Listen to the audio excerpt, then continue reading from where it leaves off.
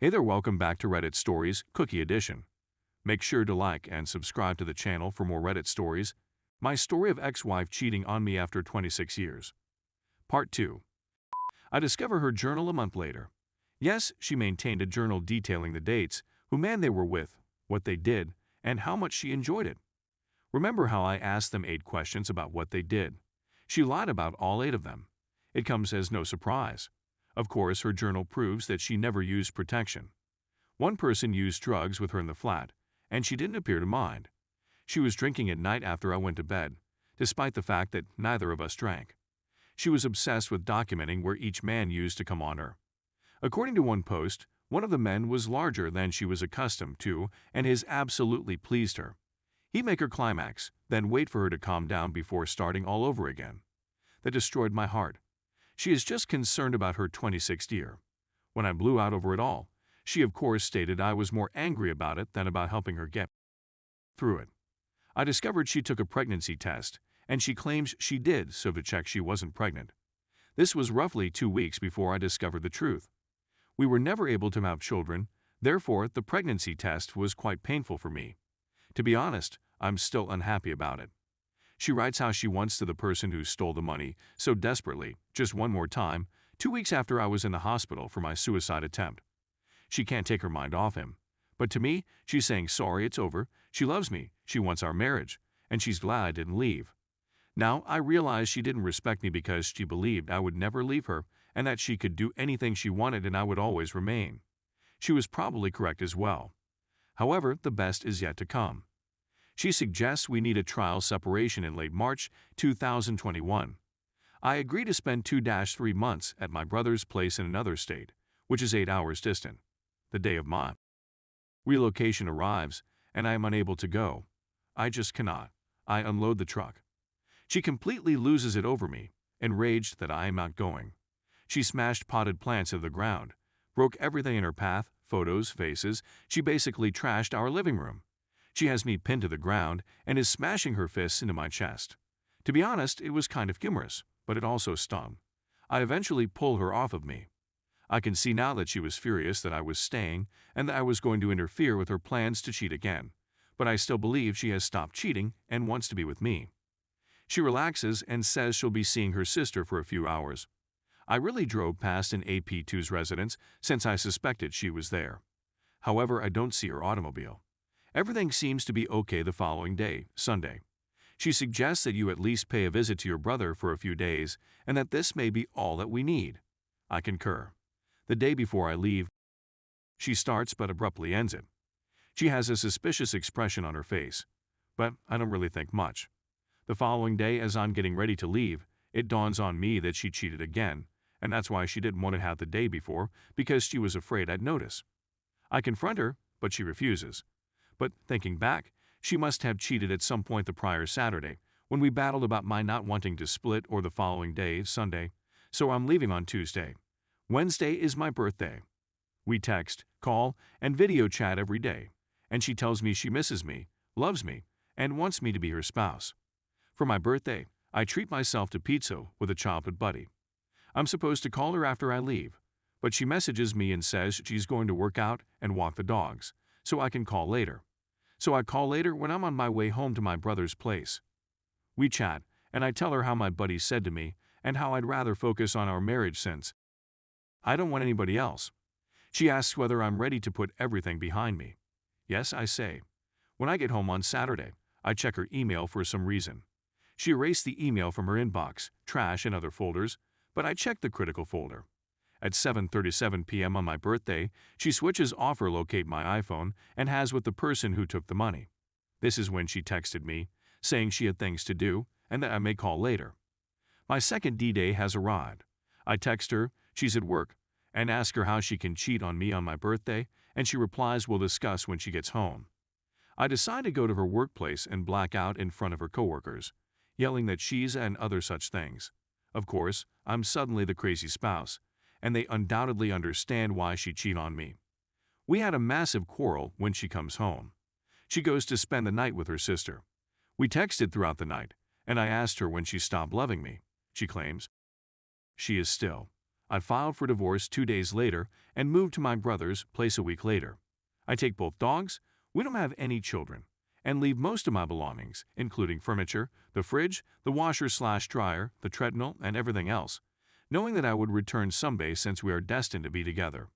Before I depart, she adds that maybe we might find our way back to one another and remarry, but I'd have to be okay with all the men she's with while divorced. She texts, calls, and FaceTimes me over the next 8 months, saying she loves me, she's sorry, she misses me, but never that she wants me back. I implore her to stop saying I love you, since how can she love me while doing what she did? We are divorced, but I am confident that we will remarry because of what she says, and I still believe that we can work things out and begin a new marriage. After 5 months, we get together for a weekend visit halfway between our homes. We exchange kisses. I want to have, I know, terrible, with her since she is my only partner and I was taught to have only with your spouse. I simply want to be able to experience that connection. We begin, but she haunts me. It was difficult for him to resist me, he claims, and all I hear is, but it's not difficult to refuse your lovers, as I call them. I leave him a shambles for a week. I'm getting better. We still communicate often through phone and text. I want to pay her a visit after Christmas, but she makes it apparent that we are no longer on the same page. Even though she has led me to believe we will remarry, she now says no. I'm canceling my vacation. She texts me out of the blue the Tuesday after Christmas, when I would have been visiting, saying I am on her thoughts, she is thinking of me. She isn't sure if we are talking but wanted to say hello. I choose to ignore her. I eventually return to Reddit and begin reading the posts. I finished Chump Lady's novel. My thinking flips. I suddenly discontinue all communication and feel certain that I will never speak to her again. After reading the book, I can see she did all the cheater things. She's not exceptional. She's simply simple, shallow, and placed the attention she gained before to our marriage before harming me. After 10 days, she contacts me again, stating she simply wants to say hello. I'm sure that's not everything. Then she contacts me a week later to see how I'm doing. She phoned me 2 days ago, but I ignored her. I know I should block her, but I can't right now. However, I haven't contacted her in 36 days. I'm guessing she's maxed all her credit cards and is in financial danger. I now have a job that I like and have launched another company. I'm back at square one, but I believe I'm on the right track, even if I never meet anybody else. I wish I had gone sooner. I couldn't do it. We can't go back in time, so it doesn't matter where you are in the process. You'll figure it out as you go along. Divorce may bring you serenity. I'm more happier not having to worry about her every day and continuously monitor her phone, computer, and so on in order to catch her. She is now free to do anything she wants. She's not going to get me. It cannot matter to her, and that's okay. I thought I was losing, but now I realize I've won. Cheaters have no ethics, morality, or character. It's difficult to comprehend if you're not like that. Oh, she made a mistake, but she still wants our marriage, I reasoned.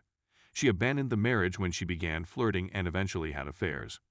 I assumed we were on the same team, which is why I remained and waited for her to wake up and realize I'm exactly what she desires. You are no longer on the same team if they cheat. That is difficult to swallow, but that is the truth. I'm curious whether she's ever cheated on me in our 26 years together.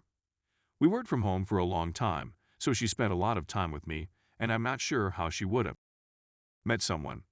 I suppose that will remain a mystery, and I don't really care. What I've learned is to pay attention to their behavior rather than what they say. She love-bombed me, and I was stupid enough to believe it, as she continued to do things behind my back. She believes I stayed for so long because she is exceptional. But the fact is that I am faithful, too loyal, obviously, and it is my devotion that has kept me going, not her specialness. She isn't. She's garbage. I probably left out about half of the facts since happily, I'm gradually forgetting them. The most difficult aspect was accepting that the most significant person in your life for the last 26 years was someone you didn't even know. Edit. Several people have remarked on how she wanted me to go down on her after having with other people several times. The best I could make out was that she had mentioned in high school that she was never sought after by guys, forgetting that I met her in high school, and I suppose she loved the fact that males clearly wanted her so desperately now. She seemed to get a kick out of the notion that I would want to be with her after she had just been with someone else, but I had no clue. So she must have persuaded herself that she was something extraordinary. Anyway, that's just my theory. I'm aware that it no longer matters. Edit 2. Since there have been a few comments, I thought I'd address it. Practically soon after D-Day, I began working out again. I had worked out almost daily for the first 20-plus years of our relationship, but when my depression began and I was on antidepressants, I stopped working out. So, out of the 100 pounds I acquired, I've already shed almost 80 pounds and am in terrific condition. I even got abs now because I discovered my ex-wife loved them. I know I should do it for myself, and now I am, but the fire that has been burning in me for a long is that she abandoned me when I was at my lowest mental and physical point, so I'm going to show her. I said that we met for a weekend visit 5 months after the divorce, and that my objective was to be in terrific condition by then, which I was. But now, I'm doing it for me. I don't even think about her anymore while I'm at the gym. She did contact me on our eldest dog's birthday 2 days ago. She stated she knows she doesn't have the right to ask, but could I give our dog a birthday kiss from her? I avoided eye contact and ignored her.